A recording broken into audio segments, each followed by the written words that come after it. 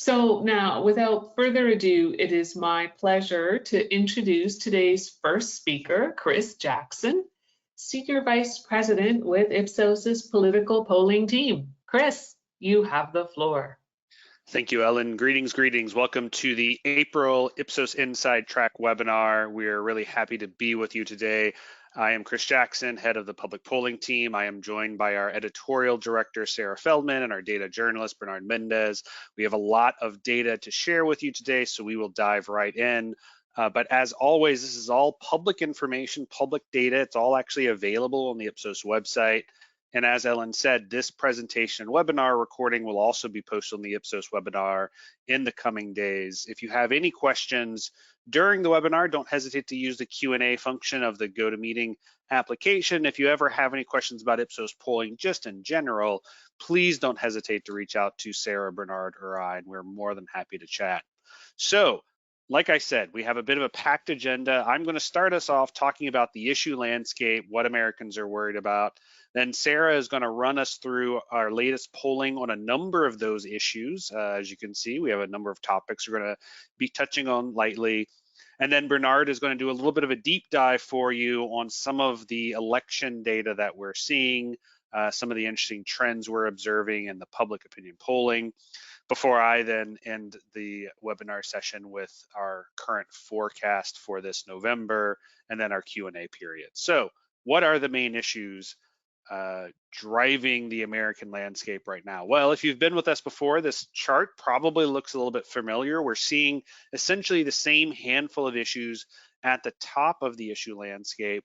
Political extremism, sort of number one, and then right behind that, almost essentially tied, the economy and immigration as sort of the second, tied for second issues, though again, I think you can really sort of talk about all three of these topics as essentially sort of at the same level of concern.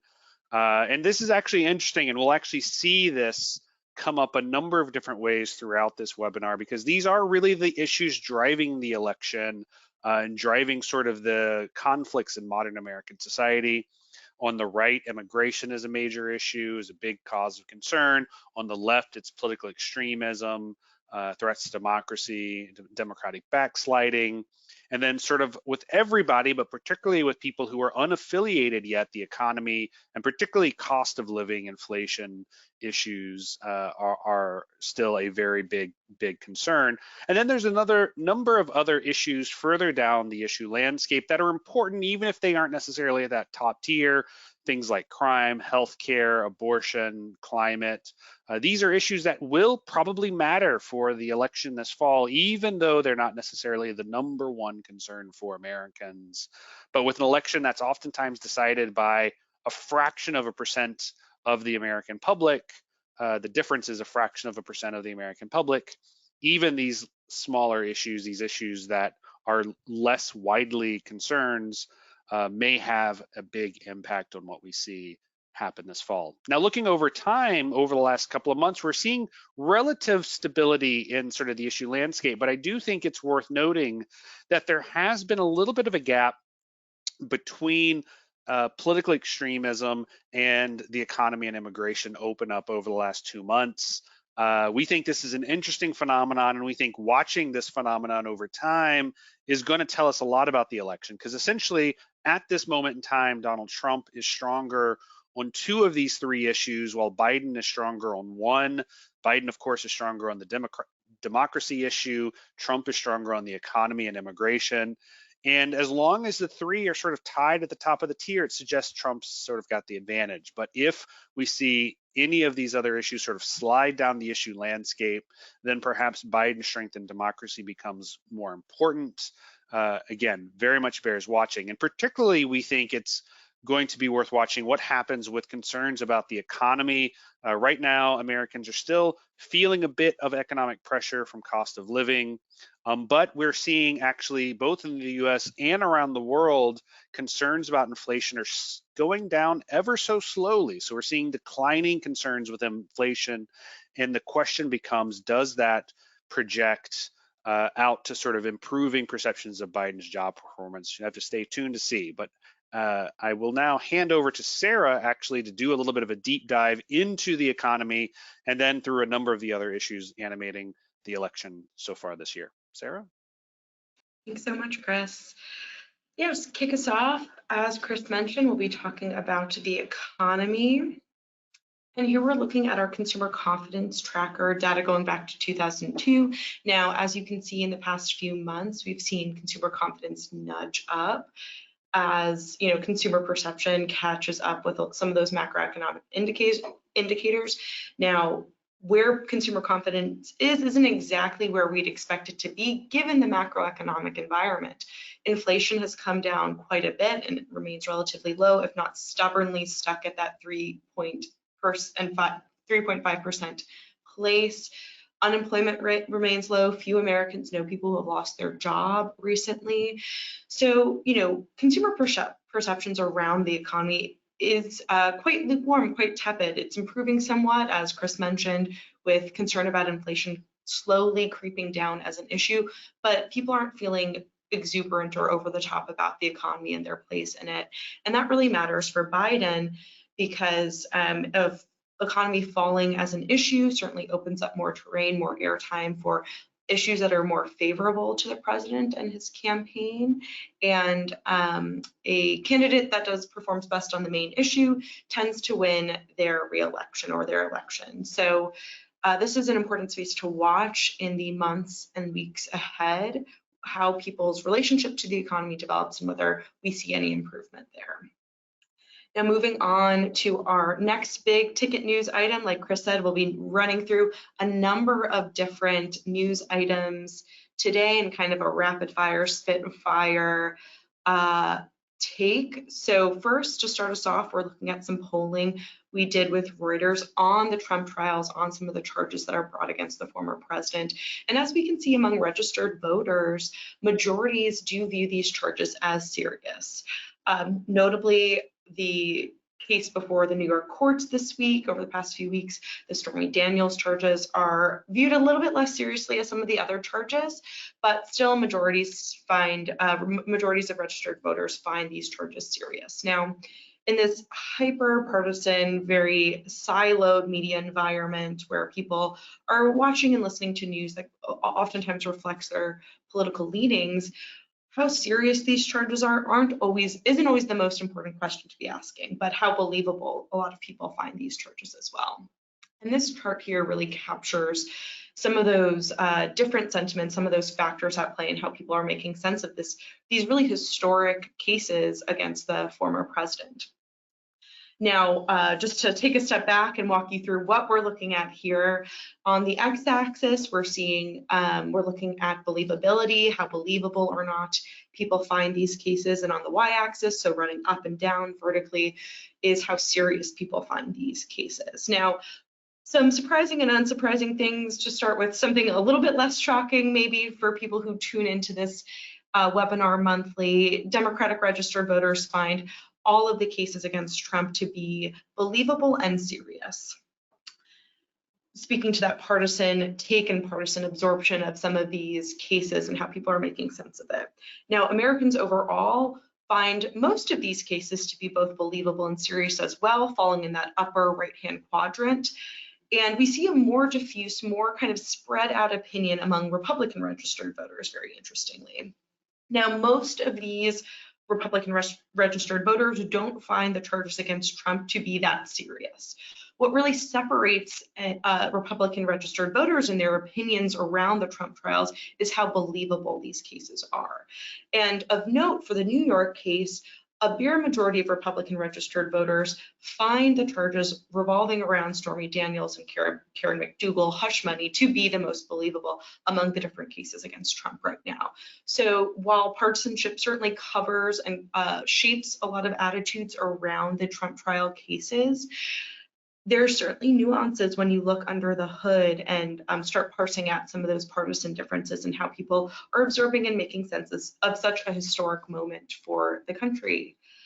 Moving on, another major storyline coming out of the trials over the past few weeks is the selection of jurors. In polling we did last summer that we provided exclusively to the New York Times, we asked Americans how confident they were in the court's ability to find impartial jurors who would really be considering the facts of the case as the court presents it to the jury, rather and put aside their pre-existing ideas and beliefs about Trump. And across the board, regardless of partisanship, very few Americans feel confident in the court's ability to find that kind of impartiality piece of the jury selection, given how notable and famous and divisive Trump is as a public figure in American life right now. Interestingly, kind of piecing into that a little bit more, in that same poll that we covered around the justice system more broadly, we asked Americans whether they would be interested in serving on a jury for one of the Trump cases if they were eligible. And very few Americans, well, a plurality, 45%, said that they would be interested in serving on a Trump jury. Now, that rises for Republicans and Democrats. Partisans are a little bit more interested in the opportunity to serve on a jury for Trump, on a Trump case, as are those who have served on jury duty before. So some really interesting views on the jury selection piece, not a widely covered arena in public opinion polling. So this is a very unique and fascinating piece of research for a very unique and historic period of time that I encourage everyone to check out. Moving on to our third big topic, one of the three main issues, immigration, that Chris mentioned at the top. I want to do some level setting here around views on immigration. Immigration tends to be a very partisan issue. Concern about immigration tends to be a very partisan issue. Republicans tend to be a little bit more concerned about immigration than Democrats or independents. And you can really see that come through in this slide on immigration reform. Now we're seeing majorities, most Republicans supporting some more hardline immigration measures around building a fence or wall along the US-Mexico border, and increasing deportations for migrants who enter the country illegally. On the other side of things, we see Democrats more supportive of creating pathways to citizenships for migrants who enter the country illegally. So a lot of these attitudes around immigration really are coming from and shaped by those partisan attitudes and leanings that we talk about so much in these presentations. Now, partisanship is not the only demographic that is important to consider when we're thinking about immigration as an issue.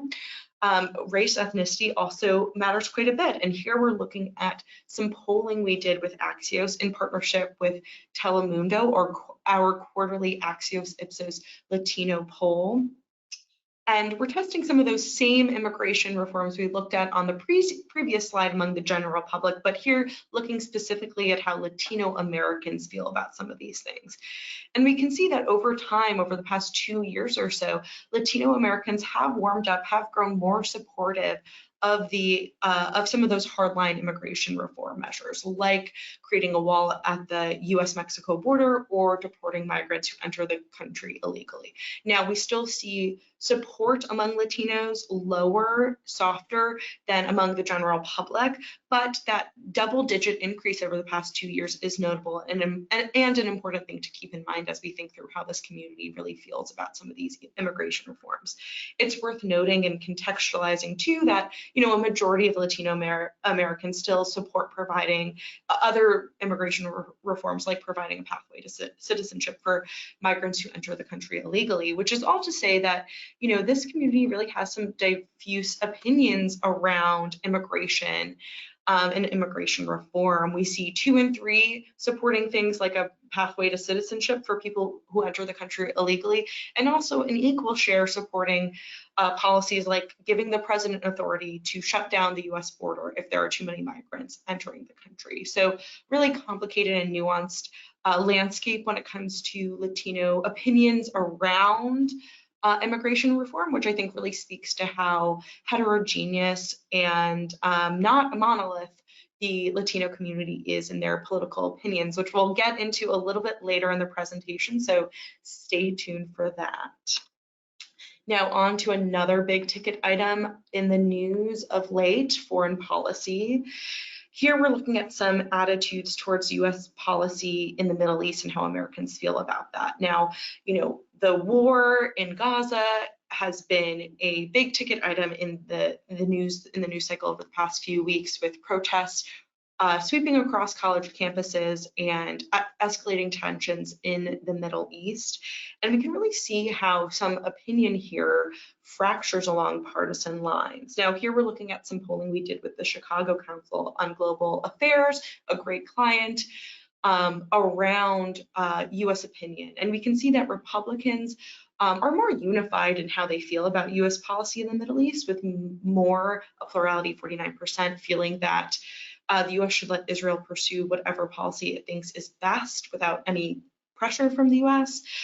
Democrats are more divided, with some thinking that the US should reduce military aid to Israel until it ends its war with Hamas, and an almost equal share, slightly fewer, feeling that they haven't really heard enough to speak on the issue.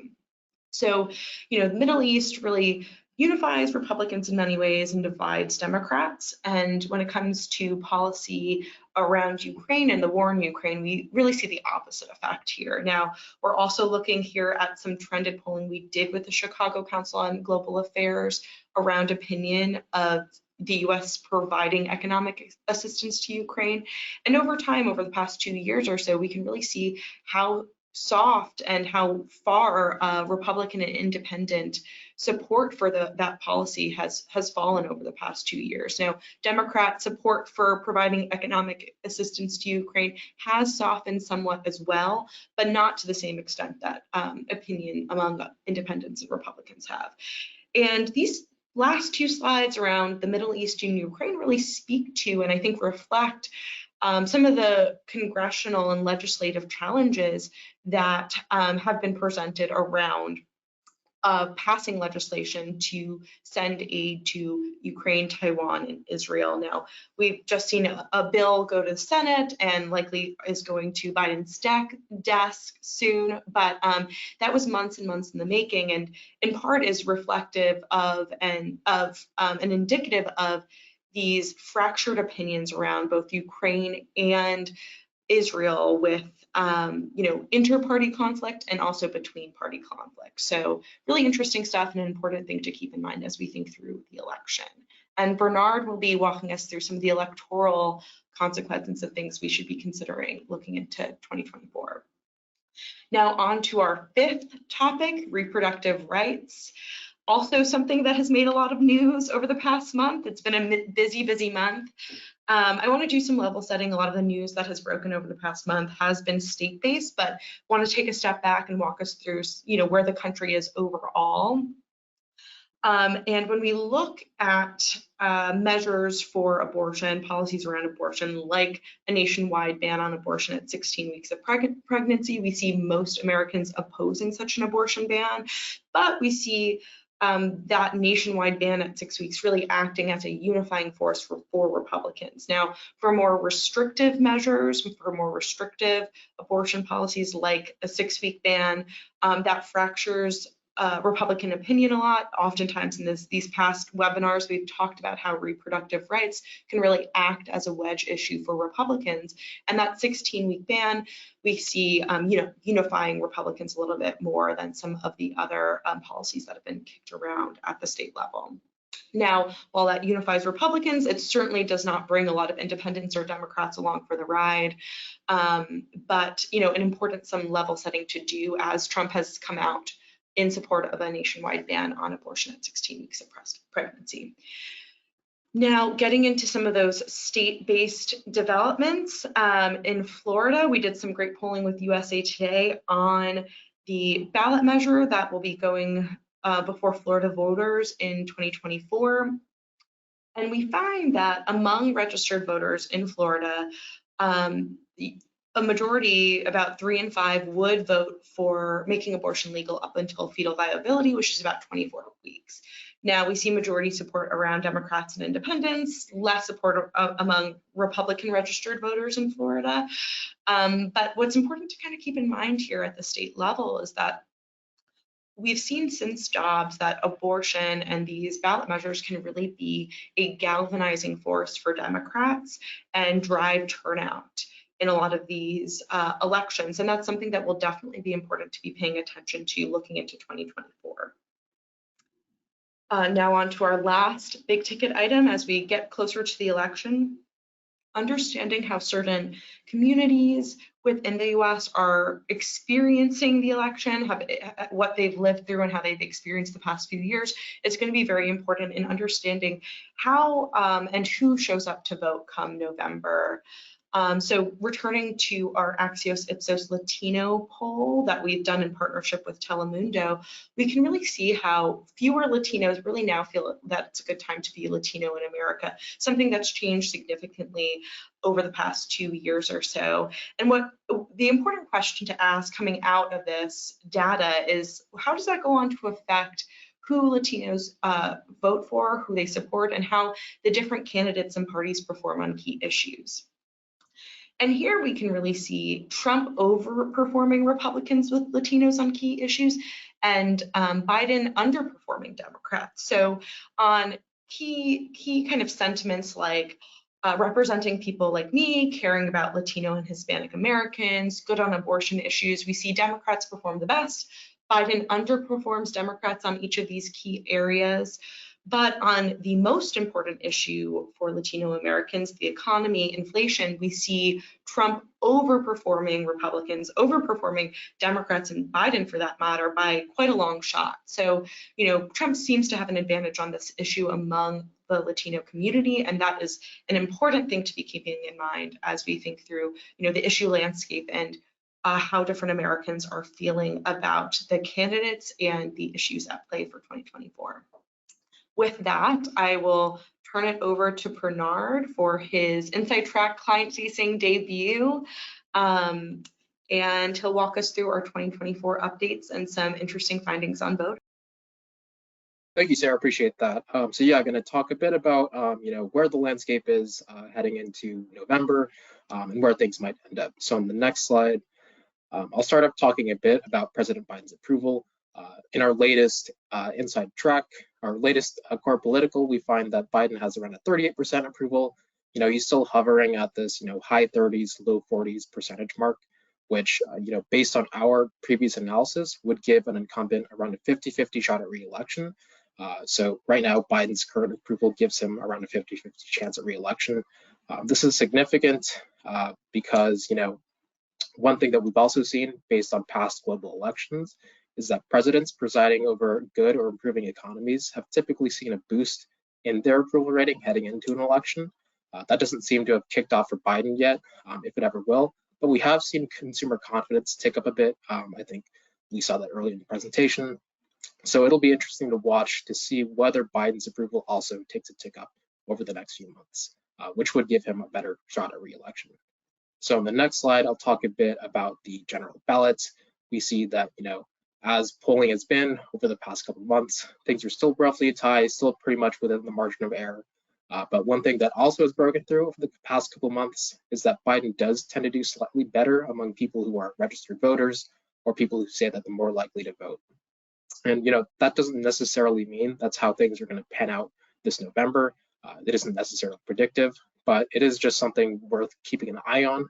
And the next slide, I think, shows this, in effect a bit more, where people who voted in 2016 and 2020 tend to lean slightly more towards Biden, while people who leaned more towards Trump or who didn't vote in 2016 or 2020 tend to lean more towards Trump. And, this sort of makes up the majority of the population, people who have pretty stable voting habits. So it's just one thing to keep in mind, that people who, are registered to vote, are likely to vote, have voted in the past, have a slight Biden lean, while people who don't really vote have a slight or more Trump lean. So on the next slide, so this is a bit of the issue landscape. Chris discussed this a bit earlier, but there hasn't been a whole lot of movement here. Biden does pretty well among issues that are typically seen as Democratic issues, like climate change, like abortion. He also does really well when it comes to lowering student debt. Trump, on the other hand, does really well on those, right-leaning issues.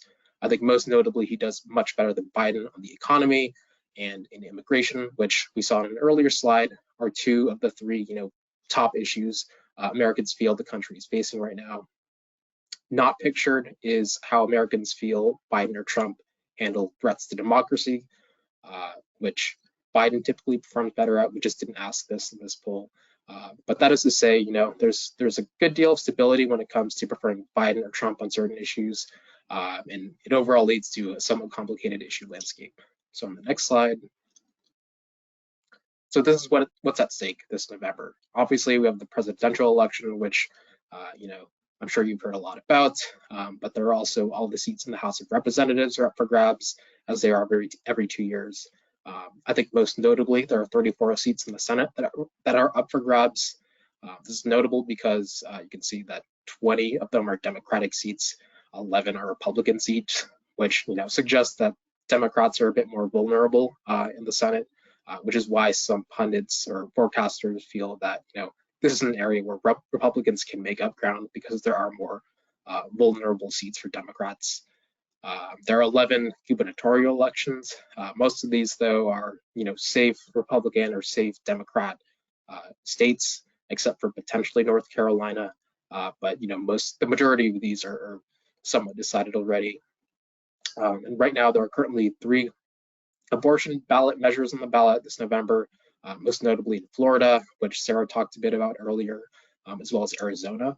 But there are also 8 that are sort of pending that might be on the ballot this November. And that's just something worth keeping an eye out on because, as we saw in the 2022 midterms, abortion really is an issue that drives people to the poll and makes an impact on elections. So on the next slide, I'm going to talk a bit about how 2 issues that have been very prominent in the news over the past couple months have been affecting voters' minds, specifically Biden's policy when it comes to the Israel-Hamas war and Trump's court cases, legal woes, etc. So on the next slide. So the big narrative, or a big narrative that has been floating around, is that Biden's policy when it comes to the Israel-Hamas war and his inability to push for a ceasefire, etc., has upset the Democratic base and may lead to some Democrats to not vote for him this November as a way to protest his policy here. And so to sort of analyze whether that is actually happening, I looked at Democrats, specifically Democrats who aren't planning to vote for Biden and also happen to feel that Israel's response in Gaza has been excessive. As you can see, that's about half of Biden voters.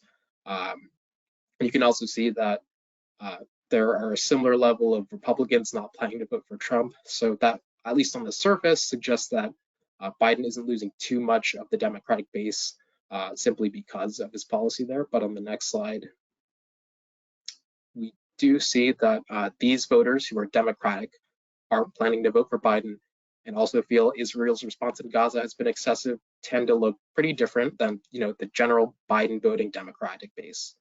They're much more racially diverse, they're much younger, they're much more female. But I think most notably, they're a lot less likely to say that they're going to vote in the 2024 election. And, this can say one of 2 things, or it can say both. But it could say that these are people that have seen Biden's policy in Gaza and feel that they're not going to vote because of that, or they're people that were just less likely to vote in the first place and happen to also feel that Israel's response to Gaza has been excessive. So on the next slide, we do see that these Democrats would still lean towards Biden if they had to choose. 8 and 10 would opt for Biden if they had to choose. Just the majority of them wouldn't do so because of Biden.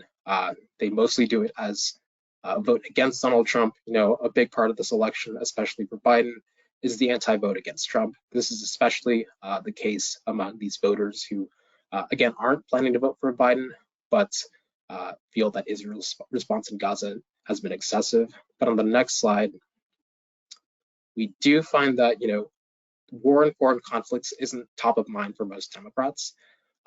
They tend to be more concerned about issues closer to home, like political extremism, like the economy. And, that sort of lines up with how most Americans also feel about war and foreign conflicts, which, all combined suggest that, while Biden's policy in Gaza may be affecting him among key groups like non-white voters, like younger voters, and like female voters, it doesn't seem to be eating away at his base too much. But, because this election is so close, both candidates need, as many voters as they can possibly get. So if Biden's policy in Gaza is the reason why they are reluctant to vote, that could end up coming back to haunt him come November. So on the next slide, I'll talk a bit about Donald Trump's legal cases.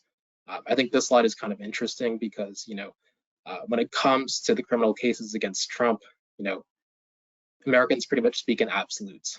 They pretty much all fall under, the criminal cases having no impact or having a much more or much less likely impact on their likelihood to vote for him, especially among Republicans, especially among Democrats, which to me suggests that, all the most impactful thing these criminal cases have done, at least when it comes to voters, is sort of reinforce their pre-existing opinions of Donald Trump, or just not changing their opinion of Donald Trump whatsoever. But it is notable that Americans are more likely to say that these criminal cases make them less likely to vote for Trump rather than more likely to vote for Trump, including 10% of Republicans. So on the next slide, I just looked at the Trump voting base here. So people who voted for Trump in 2020 and are planning to vote for Trump in 2024. That's about 2/3 of Republicans, a quarter of all Americans. We do find that there is a somewhat significant minority that say that they would not vote for Trump if he were convicted or if he were serving time in prison. And this isn't a lot of them, but that could swing the election, as we see in the next slide. When you assume that these people, honor those opinions they expressed in the previous slide, we do find that things again shift back towards Biden. In the general ballot is roughly tied. If he were convicted, Biden has a slight lead. And if Trump were serving time in prison, that lead lengthens. Obviously, this is a very hypothetical scenario, and whether these Trump voters feel that the trials were rigged or they were fair or not, or politically motivated or not, will ultimately impact whether they actually honor, what they said in the previous question. But these convictions, these prison sentences potentially could have a big impact on the election. But that is all for my section. With that, I'll hand it back over to Chris, who will talk a bit about our forecasting. Thank you, Bernard. Thank you, Sarah. So lots of interesting data, lots of information suggesting that circumstances right now may look pretty good for Trump, but there is a lot of risk out there. So what does that mean for what's going to happen this November? Well, first off, always, we want to caveat that a poll, a survey, is a moment in time. It's a snapshot of essentially the past, and it does not necessarily tell us what's going to happen in the future. And indeed, our perspective at Ipsos is the best way to forecast what's going to happen is to look across a number of different indicators and create a summary judgment. So that's what we do. So first off, let's look at what some other experts are actually saying right now. And there's not a lot of people quite yet that are actually getting out on a limb and making a call, including us, really. We see a number of experts, the UVA Crystal Ball, Larry Sabato, Inside Election, Cook Political Report, CN Analysis, all essentially saying that the election's a toss-up. What they've done is they've sort of gone through and sort of said, these are states Trump's going to win, these are states Biden's going to win, and then there's enough states that are just too close to call to really call the election. CNN, which has got a poll-based model, is saying that Trump is in the winning position right now, having at least 270 electoral college vote worth of states that he is winning in. And then the other poll models are all essentially within the margin of error, but saying that it's leaning Trump at the moment, except for the race to the White House model, which is leaning Biden.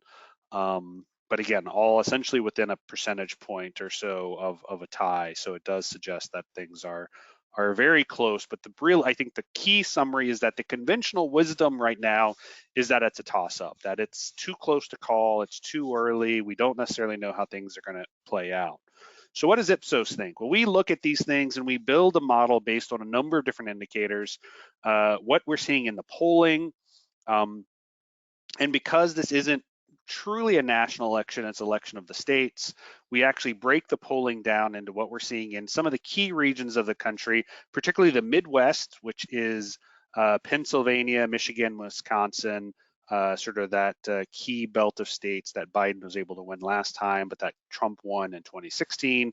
The Southeast, North Carolina, Georgia, and Florida. And then the Southwest, Arizona and Nevada, maybe Texas on some days, but probably not. And what do we see happening there? Well, Biden's polling in the Midwest actually has gotten a little bit better. the polls there are essentially showing basically a tie. So that's a bit of an improvement. But in the Southeast and the Southwest, Trump is still leading in the polling sort of at that state level by, between 2 and 7 percentage points, depending on the state. Then we look at our base rate model, which is based on Biden's approval rating. Like Bernard mentioned, a president at a 40% approval is essentially 50-50. So what we see is, again, in the Midwest, Biden's approval is about at that 40% range. He's, doing a little bit better there, a little bit more popular there. But in the Southeast and the Southwest, his approval's in the mid-30s, suggesting that, he's a little bit underwater, a little bit more at risk there.